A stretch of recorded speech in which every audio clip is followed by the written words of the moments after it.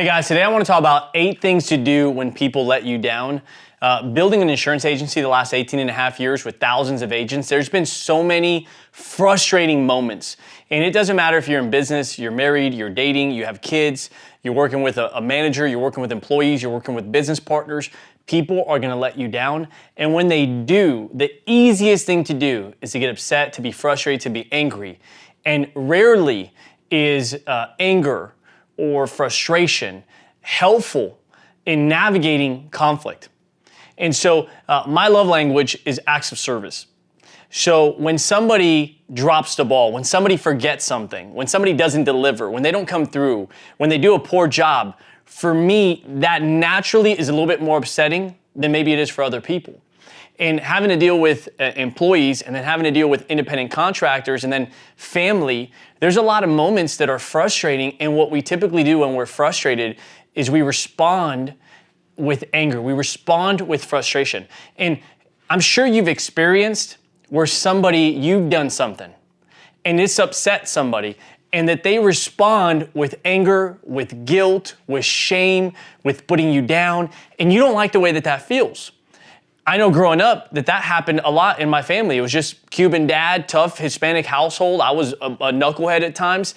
I know that that's happened with people that I've worked with in terms of when I was younger in the business and getting coached. My pride, my ego, somebody would say something and I took that personal and I would respond back that way, or I would respond back passive aggressive. And it's very unhelpful in building long-term relationships with people. You have to learn how to navigate conflict. You have to learn how to deal with challenges. You have to learn how to deal with people when they let you down. And so today I want to share 8 different steps that have been helpful for me along my journey. Number 1, do not respond immediately. Don't allow your first emotional response, how you feel, to be the response that you share with somebody else or that you let out. First, go get yourself in the right state of mind. Take a moment, breathe, go for a walk, process it. Build a habit to not respond immediately. Number 2, put it in perspective. Did somebody die? Is this life or death? Is this something we can't come back from? I remember I had a conversation with a gentleman who's a friend and a mentor, Tom Ellsworth. And we're at this sushi restaurant. And Tom said, George, there was a day in my life where I experienced what a 10 was in happiness and what a 10 was in pain. It was 9/11. A friend ended up being the last person that walked out of the Twin Towers.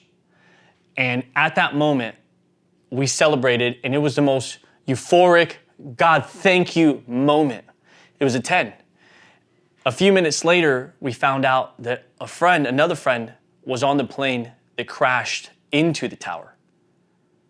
And it was devastating.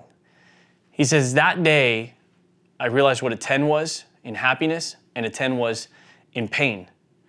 And he was sharing this. He says, in my life today, I don't allow situations to get me past a 5.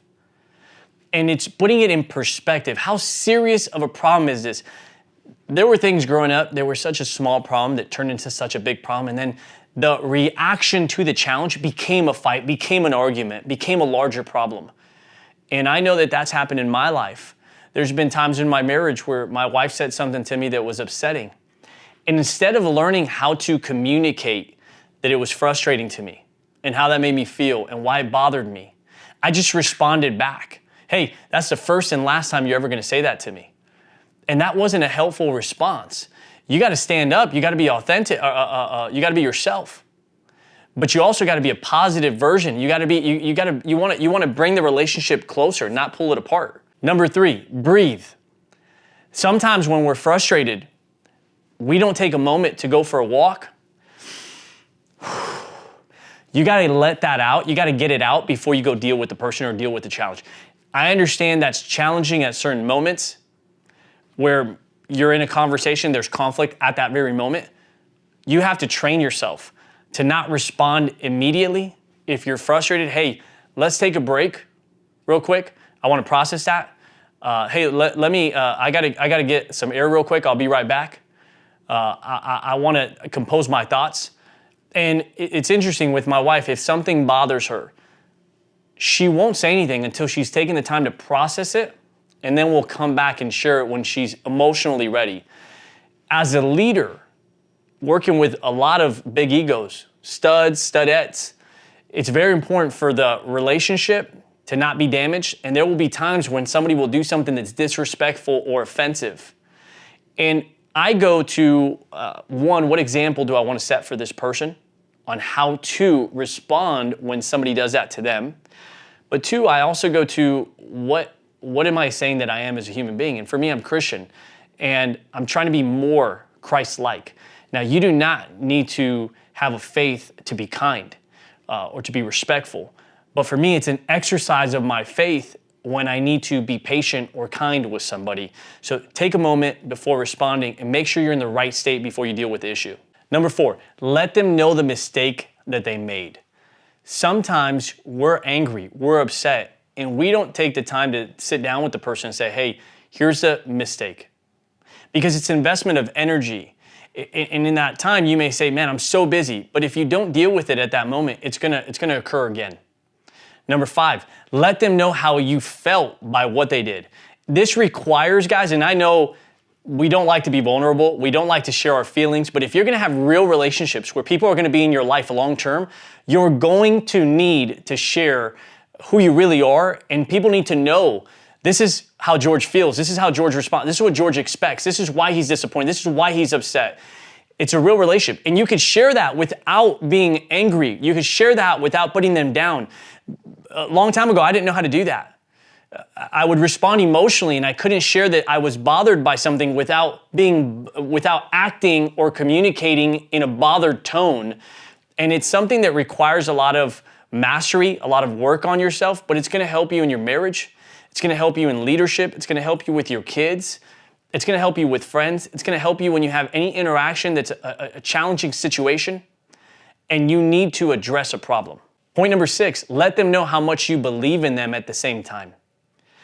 There could be 1,000 great memories with this person, 100, 10,000. When something goes wrong, we sometimes forget all the good that's happened in this relationship, all the good. And I know that my brain will zone in on the challenge.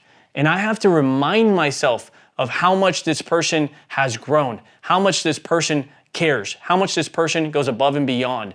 And this is just one time where they didn't. So it's important to build them while dealing with the challenge and letting them know, hey, I believe in you so much and you've done such a phenomenal job. I know that I can count on you majority of the time. You're my go-to. You're somebody I can count on, or you're a leader in the office. In this case, it's not the standard that I think it's about. In this case, you didn't do the best job. But I need you to know that I also still believe in you. Point number 7, create a system, standard, or solution moving forward. So if next time this happens, what can we do? Or hey, let's create a system for how we deal with these challenges when they come up. Maybe that person needs help processing that situation. Running a business, I'll give you an example of what I do when we have challenges in creating systems, standards, solutions moving forward. 1, train them better. Maybe you don't have a good program to train people in the way that you want them to do things, what your expectation is, what's your style, what personality you're looking for, what energy you want that person to interact with clients, with you, what that expectation is. So it comes back to training. 2, interview or hire better. Maybe you need to get clear on what you're looking for in candidates and make a list of the things that you value. As I get older, there's certain characteristics and qualities of people that I'm clear on, certain energy that I want to be around, certain energy I don't want to be around, certain standards, personal standards that people have to have for themselves. And I'm realizing that if this person doesn't have that standard for themselves as a human being, they're not going to have that standard in my business. And while I can help somebody raise that standard, which I'm committed to helping people become their very best version because I'm grateful that someone did that with me, at the same time, if you were to hire better and raise the standard, hire better and train more, you're gonna get a lot more of what you're looking for. Number 3, prepare more. What is your process? What do you expect? What are the steps? How could you do a better job yourself of over preparing in whatever you expect? There's a great quote that says, inspect what you expect, which is point number 4. Along the way, you may say, hey, here's the project. Here's what we want to do. And I know out of a lot of responsibilities that I have as a leader that once I delegate a task to somebody, I just don't want to have to think about that, and I want to be able to put my energy into the next project. That is a challenge when you're building people that have not gone through this process with you. So you need to be a little bit more micro in working with them along the process to say, hey, how'd this go? What's your expectation? What's your time frame? When are you following up? Where's your to-do? How'd you handle that? Did you negotiate? Okay, here's how you negotiate. So your preparation will help them do a better job. I know as a leader that there's been a lot of times that I gave somebody a task that I didn't prepare them for. It kind of ties into training, but it's a little bit different than training. 5, be the example. Maybe they need to see somebody doing and working and responding or initiating or the quality that you're looking for. You need to be that example first. I'll have a lot of leaders that there'll be a challenge in that moment. And I want to be an example of how to respond when there's a challenge. So they will come to me, maybe disrespectful, maybe upset, maybe frustrated, maybe complaining. And how I process this interaction with them is also the way that I'm teaching them to process it in the future. So remember that you're always teaching people through your example on how to handle these challenges. 6, build their identity. Make sure that you're encouraging them, acknowledging them, identifying their gifts, their talents, the things that they do good. It's easy when there's a challenge, when somebody upsets you, to again, not praise that person for all the great things that they're doing. We have something in our business that we call sandwich. Bread, meat, bread. Bread, hey, I believe in you. You know that I care about you. Meat, there was a challenge, I want to address it with you. This is how I feel, this is what happened. Why did it happen? What can we do better? Bread, I believe if you make these changes that you're truly going to be successful. You're a great asset. You're a great human being. I want to see you win. So make sure that you leave this conversation, leave this processing, leave this experience on a positive note. It's so crucial. People will have a conversation and it's more so just complaining towards each other about what they're upset, defending their position. That doesn't bring the relationship, whether it's business or personal, that doesn't bring the relationship closer. If anything, it pulls it further apart. When you love people, they will feel that you love them. They will feel that you care about them. There's a great quote that says, people don't care how much you know until they know how much you care. From working with so many different staff and agents in the past, I had a mentality that if you can't do this and you don't do this well, no problem, I'm gonna find somebody else. And the challenge is that you're not patient enough to develop other people. Now, some people, they won't change, but it's your job to give them that opportunity before letting them go, because we're supposed to invest in one another and invest in people. And if you hire that person, now it's your job to build them. If they have the right attitude, the right spirit, that's our job. And so I had a mental shift from instead of, and this was very difficult and it took years to do. I wish I would have done it sooner. I had a mental shift instead of, if you can't do this, I'll find somebody else, to this shift of, man, I want to help you, develop you, mentor you, coach you so that you're a better person for however long you're with me. But also when you go somewhere else in the future, that you can always look back to this experience with George in our friendship, in our business, where you can say, this person cared, invested into me, and changed my life. Will Guidara has this great quote that says, praise is an affirmation, criticism is an investment.